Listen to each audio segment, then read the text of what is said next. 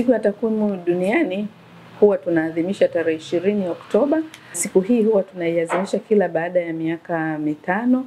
Kwa mara ya kwanza siku hii iliadhimishwa mwaka 2010. Siku hii ina lengo mahususi kabisa kutukumbusha na kuhakikisha kwamba tunaendelea kuthamini matumizi ya takwimu katika kufanya maamuzi, lakini pia kuwakumbusha wananchi wote wengine kwamba wanahitaji sana kutumia takwimu kwa ajili ya maisha yao. Katika tasnia ya takwimu tunasema takwimu ni maisha, na maisha haya tunayaona moja kwa moja kwa kutumia takwimu ambazo zinazalishwa. Na siku hii leo imekuwa na kauli mbiu inayosema takwimu na taarifa bora kwa kila mtu.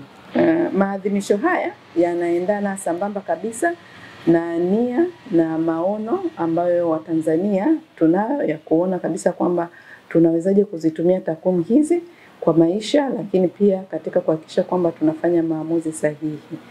Na hii tunaiona kwa kutumia kwa sasa, kwa mfano tunaendelea na kufanya tafiti zetu mbalimbali ambazo zinawagusa wananchi wa kawaida kabisa kuanzia chini mpaka juu.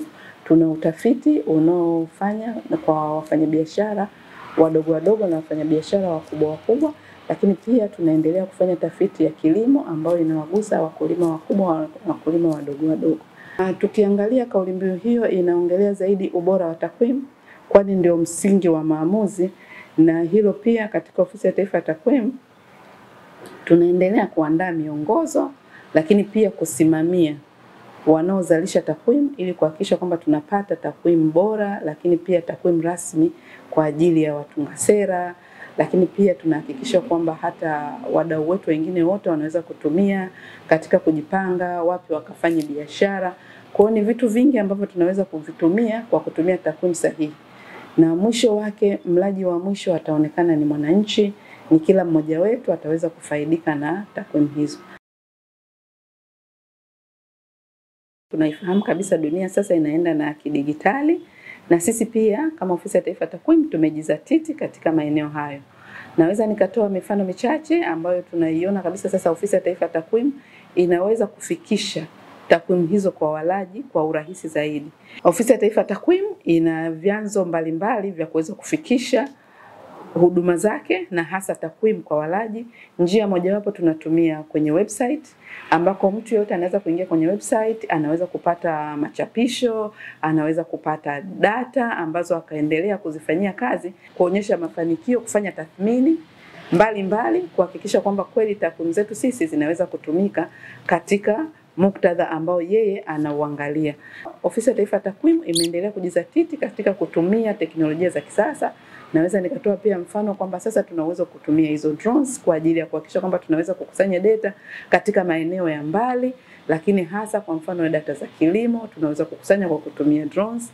Sambamba na hilo pia tunaweza kutumia pia social media ambazo kiurahisi, na tunajua kabisa Watanzania wengi wenye simu ambazo wanaweza kupata huduma yetu hiyo. Utakutana na taarifa za msingi kabisa. Cha kwanza tunaweza kutoa taarifa ya kwamba sasa tunaenda kwenye utafiti, lakini pia tukishachakata tutatoa taarifa kwamba sasa uchambuzi umekamilika na matokeo ya msingi yanaweza kutumika na watu wote wanaweza kuyafikia. Kwa hiyo la kwetu sisi kubwa ni kuhakikisha kwamba takwimu zetu hazibaki kwenye makabati, ila takwimu zetu zinatumika zaidi, zinatumika na Mtanzania, zinatumika na wenzetu ambao wanaweza kutufananisha, kwa sababu kama mnavyofahamu hauwezi kuzalisha takwimu ikawa kwa ajili ya taifa tu. Tunazalisha takwimu kwa kuzingatia miongozo ya kitaifa na kimataifa ili kuhakikisha kwamba takwimu zetu zinaweza kutufanya sasa nchi kama nchi ikafananishwa na nchi nyingine. Kama tunavyofahamu, Mheshimiwa Rais wa Jamhuri ya Muungano wa Tanzania mwezi Julai alizindua Dira ya Taifa ya 2050, na dira hiyo ina lengo kubwa kabisa la kunyanyua ustawi wa wananchi wake. Na tukiangalia sasa Ofisi ya Taifa ya Takwimu katika utekelezaji wa maono ya Dira ya 2050 umejielekeza zaidi katika kuhakikisha, cha kwanza kabisa tuliweza kushirikishwa kuanzia mwanzo wa uandaaji wa dira hiyo, kiasi kwamba tuliweza kuonyesha kabisa kwamba kutegemeana na takwimu rasmi tulizonazo tumeweza kufikia wapi, na sasa Dira ya 2050 inaanzia wapi. Na jukumu la pili sasa ni katika kipindi cha utekelezaji. Katika kipindi cha utekelezaji, Dira ya Taifa ya 2050 itategemea kwa kiwango kabisa data za kutoka Ofisi ya Taifa ya Takwimu. Na data hizo sasa kwa sisi tumejizatiti na tumejipanga kama nilivyosema awali, tutaendelea kutumia teknolojia za kisasa. Tumeanza kuzitumia katika awamu ya kwanza ya ukusanyaji, lakini pia tunaendelea kutumia teknolojia hizo ambazo zinatumika zaidi katika kufanya analysis na kuhakikisha kwamba sasa tunaweza kutoa takwimu katika kipindi kifupi ambacho Dira ya Maendeleo ya 2050 itakuwa inatekeleza. Na utoaji wa takwimu hizo za muda mfupi utasaidia sana katika kufanya tathmini za muda mfupi, muda wa kati na muda mrefu. Na hiyo yote itaweza kutuwezesha kuonyesha kabisa dira yetu ya 2050 tumeifikia kwa kishindo, lakini pia tumeweza kuifanya Tanzania imekuwa Tanzania ya viwanda, Tanzania ya shindani, lakini Tanzania ambayo inajitegemea na kuhakikisha kwamba tunakuwa na usawa kwa wote.